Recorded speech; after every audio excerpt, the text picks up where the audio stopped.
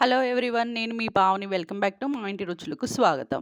ఈరోజు మన కిచెన్లో సూపర్ టేస్టీగా రొయ్యల కూర తయారీ విధానాన్ని చూపించబోతున్నాను. రొయ్యల కూరను ఒక్కొక్కరు ఒక్కో విధంగా తయారు చేసుకుంటారు, కానీ ఇక్కడ నేను చాలా సింపుల్ ప్రాసెస్లో చేస్తాను.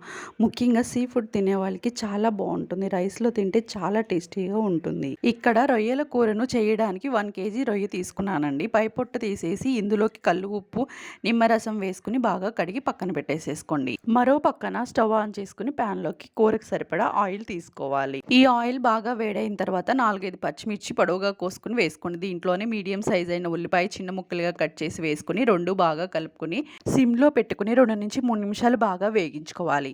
బాగా వేగైన తర్వాత ముందుగా మనం రెడీ చేసుకున్న అల్లం వెల్లుల్లి పేస్ట్ 2 స్పూన్లు వేసుకుని పచ్చివాసన పోయేదాకా వేగించుకోవాలి. అల్లం వెల్లుల్లి పేస్ట్ వేసినాక త్వరగా అడుగంటుతుందండి, అందుకే సిమ్ టు లో ఫ్లేమ్లో పెట్టుకుని బాగా వేగించుకోవాలి. ఉల్లిపాయ అల్లం వెల్లుల్లి పేస్ట్ ఎంత బాగా ఫ్రై చేస్తామో మనకు కర్రీ టేస్ట్ కూడా అంతే బాగా కుదురుతుంది. ఆయిల్ సపరేట్ అయ్యే వరకు బాగా ఫ్రై చేసుకోవాలి.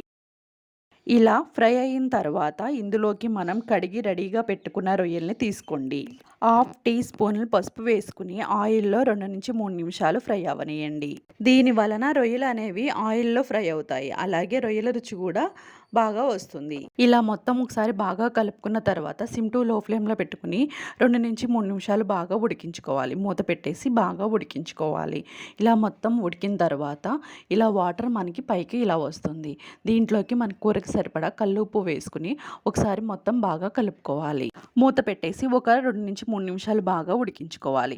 సిమ్ టు లో ఫ్లేమ్లో పెట్టుకుని ఉడికించుకోవాలి, లేకపోతే త్వరగా అడుగంటిపోద్ది. మన ఛానల్ కొత్తగా చూసేవాళ్ళు సబ్స్క్రైబ్ చేసుకోండి. రొయ్యల్లో ఉన్న వాటర్ అంతా ఎగిరిపోయిన తర్వాత కూరకి సరిపడా కారం వేసుకోవాలి. నేను ఇక్కడ ఇంట్లో తయారు చేసిన కారం వేస్తున్నానండి. 3 స్పూన్స్ కారం వేసుకున్నాను. అదే ప్యాకెట్ కారం అయితే చూసి వేసుకోండి. ముక్కకు పట్టేదాకా కారం బాగా కలుపుకొని ఒక 5 నిమిషాలు బాగా ఉడికించుకోండి. ఇలా మొత్తం బాగా దగ్గర పడేదాకా ఉడికించుకుని దీంట్లోకి కొంచెం జీలకర్ర పొడి, ధనియాల పొడి వేసుకుని ఒక 2-3 నిమిషాలు బాగా ఉడికించుకోండి. సన్నగా తురుముకున్న కొత్తిమీర వేసుకుని 1 నిమిషం మొత్తం కలుపుకొని స్టవ్ ఆఫ్ చేసుకోవడం. అంతేనండి, ఎంతో టేస్టీ అయిన రొయ్యల కర్రీ రెడీ. ఇంట్లో అందరికీ ఫేవరెట్ కర్రీ అండి ఇది. వేడి వేడి అన్నంలో రొయ్యల కర్రీ వేసుకుని తింటే చాలా టేస్టీగా చాలా బాగుంటుంది. ఈ వీడియో మీకు నచ్చినట్లయితే మన వీడియోని లైక్ చేసి సబ్స్క్రైబ్ చేసుకోండి.